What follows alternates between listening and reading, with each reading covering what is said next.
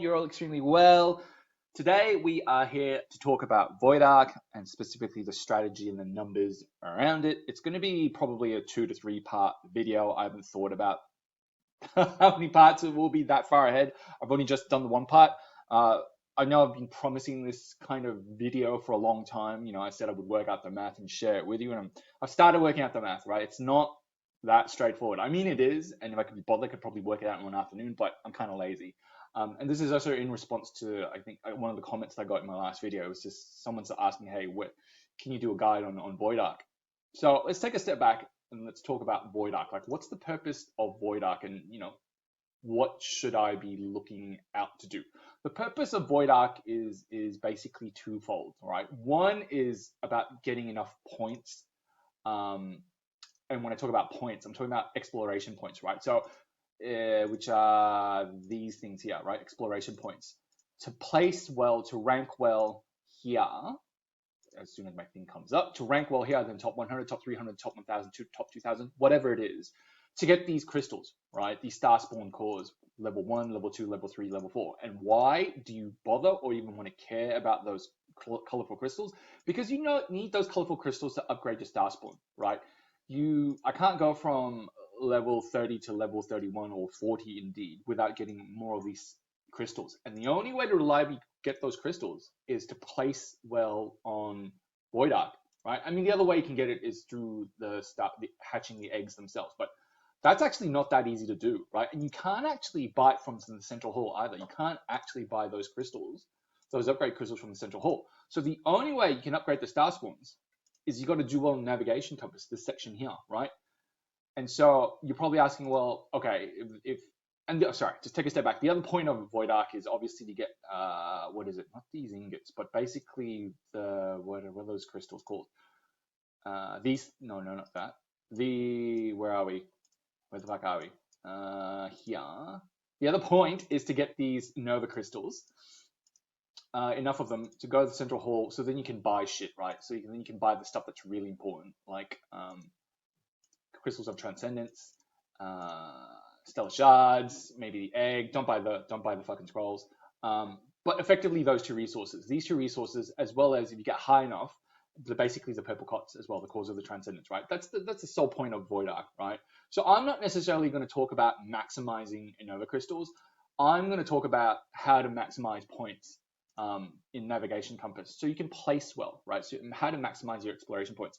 And really, there's only 3 core tenets to the strategy that you need to think through, right? So the first one is most obviously, you basically need as many high-level heroes as you can, because when you go to a planet like this, all the planets, whether it's the green egg one, whether it's the void load one, or whether it's this orangey chesty one, right? The amount of exploration points, the base number of points you get is set. It's always like 50 or 65. It's higher the further up in terms of the sector that you go. I don't know what the sector 1 is. I think it's about 50. I forget what sector 6 is. Sector 2 is 65 points, right? So the 3 core tenets, the first part is you want to basically maximize the number of points each time you do one of these explorations. And the way to maximize these points is basically to get as high a hero as possible. A V4 hero, a void enabled 4 hero, gives you like an 800% buff or something like that. Is that right? 800% buff. Yeah, that's right here, right? And that's just crazy. It's basically saying I'm going to give you times 8 this 65 value. So then you're like, well, why don't I just get a bunch of V4 heroes? Well, because it's hard. So then there's a strategy, there's actually math behind to how to maximize the number of points, taking into account how many stellar shards and how you should use the distribution of stellar shards, assuming your sole purpose in this game is getting points in Void Ark, right? It's discounting the fact that you should probably V4 text to pass Void Vortex, things like that, right? So if your sole purpose in this game is to maximize points, that's what I'm talking to right now, right? So leave everything else aside. Let's just assume that you're just trying to maximize the number of points in Void Ark. So the first thing is obviously get as many Void-enabled heroes on these planets as possible. The second tenet to this strategy is obviously, when you should basically finish these planets, right? Because if you finish a whole planet, you get different bonuses, right? If you get to 100% exploration, you get these different bonuses. Where is it? Where is it? It's not here. It's not here. Where is it? I think it's here. It tells you how many bonus points you get. Like basically here, right? So if you do sector 1, you get to 100%, you get 1,000 bonus exploration points. You know, all the way up to sector 6. If you explore all of it, you get 6,000 bonus points. And obviously, there's a strategy involved, right? Because it's more worth it to, should you do, you know, 6 times, get 100% for 6 sectors, or, you know, like 3 sectors at 90%, and then like these sectors, if you can do it twice, is it, you know, if you can sacrifice the first 3 sectors and only do 90%, in return, you know, you have the chance to do sector 6 twice. Is that a better outcome? And Red 7, obviously, if you know Red 7, he comments in my videos a lot and says a lot of insightful things. He's done some thinking around this, and I think the strategy that he's worked out, which I haven't sort of validated, which I just follow blindly because I haven't bothered working out the math, is basically it's better to skip or get to 90% for the first 3 sectors, and then for the last 3, you basically do 100% with the view that because you skip the first 3, I think you can do the 6th sector like 2 or 3 times, right, to maximize more points. So that's the second tenet to the strategy. And I'll check Red 7's assumptions with my math as well. But it involves me basically tracking the cycle of how long things take from start to finish. And that's not necessarily that quick. So that's the second part of the strategy.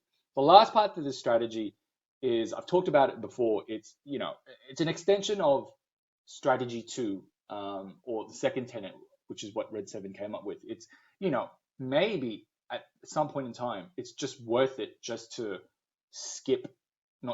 finish sector 6 at 90%, because you might be able to face more Void Lord bosses, right? Because the Void Lord bosses, if you kill them, you get about 3,000 exploration points, right? And you would argue, well, Milkstool, you know, that's, if I do that, then I'm missing out on 6,000 points here, right? That doesn't really make any sense. That is true. That is true. But there might be certain instances where you know that you're not going to be able to explore 100%. So are you just better off, if you know you're not going to get to 100%, but you know you can get to 90%, are you better off just finishing at 90% and then getting that next Void Lord boss and just killing it, right? So the second and third core tenets arguably are interlinked, because it's sort of saying, well, when does it make sense to actually sort of finish a sector at 90% versus doing the 100% to get the bonus points? And I think Red 7's pretty much spot on. But anyway, this video is very much about the first tenet, right? So if you got 4 million, and so if I hide this because this is effectively the answer. I don't want to distract you. So Stellar Shards, this is how many Stellar Shards it costs to V1, V2, V3, V4 a hero. And obviously, you know, it's not linear, right? It's exponential, meaning that you would think that, you know, it should cost twice as many Stellar Shards to V2 and then maybe 3 times as much to V3. But no, like it just gets crazy stupid, right? Basically, the math here is, look, you could get what, like 6 V1s for 1 V2, right?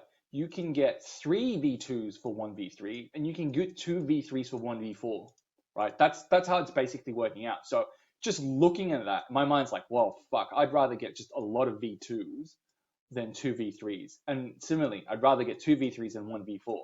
But that's another video, right? What's the optimum distribution of Stellar Shards for my current lineup? Just leaving that aside, let's just focus on the question, how do we maximize the amount of points in Void Ark? Thinking through which, you know, the right strategy for enabling heroes, right? So the math is obviously quite easy. You probably, for those of you that remember this the right hand side of the spreadsheet, you've already seen the answer. But basically, like I said earlier on in the video, the higher your hero is enabled, or the higher the level of your hero, the more points, bonus points you get, right? So a V1 hero is going to get a bonus 500% exploration points, all the way up to V4, and it's 800%. And because, you know, this is linear and this isn't linear, you know, intuitively, you already know the answer to this question, basically, right? So let's just look at the answer. If we look at the answer, so if we take sector 1, you get 50 base points for each planet, right? So it doesn't change by the kind of planet you do. So like I said, the green one, 65 base points. This orange one, 65 base points, exploration points. And then if I do the crystal-y one, somewhere, please have done a crystal one. Why can't I zoom out here? She's doing one, right? 65 points. The only difference is, as you've picked up by now, this multiplier, this bonus multiplier, which is obviously tied to the level of your hero. So then basically the math is very simply, what's the bonus points I get? And then basically Stellar Shards divided by number of bonus points gives you how many Stellar Shards it costs per bonus exploration point on Void Ark. And basically you're trying to look for the lowest number. And unsurprisingly, right, because this is linear and this isn't linear, you know mathematically that V1 was going to give you the best bang for buck, right? So if you are trying to maximize points by using the right number of Void Enable heroes, basically what the numbers are saying is you should just, in the first instance, just get 15 V1 heroes, right? That just gives you just so much more in terms of bang for buck. Once you've upgraded a bunch of heroes to V1, then, get them all to V2, then get them all to V3, right? That's basically the strategy. And, a lot of you are probably already doing that, or you might not be. Actually, you're probably not. Like, a lot of you are probably just like me, right? You're probably like, well, I don't really give a shit about maximizing points in Void Ark. All I really care about is, at the end of the day, doing well in PvP, which is like a really silly thing to do. It's like one of those vain things to do. Like, it's just human compulsion or desire to just come first and beat other people. So for me, like, I've invested in V3 Halora and V3 Ticks, whereas the right thing to do is basically to take their shards and just spread it out. And so what I actually might do is I might take Russell's shit and spread it out, now that I think about it. Because one V2 hero gives you what? Like I said, one V2 hero fucking gives you 6. Is it 6? It's 6 or 5 V1 heroes, right? 5 V1 heroes. So kind of like, fuck me. I'd rather get 15 V1 heroes and just kill it in terms of number of exploration points. Yeah, I might do that. Anyway, that's the video, right? The next video will be more heavily math involved. It's just to validate Red 7 strategy around, should you basically skip the first 3 planets when you get to 90% first 3 sectors in Void Ark, and then just do like the 6th one 2 to 3 more times. Anyway, that's the video, guys. Thanks for watching as always. Stay safe.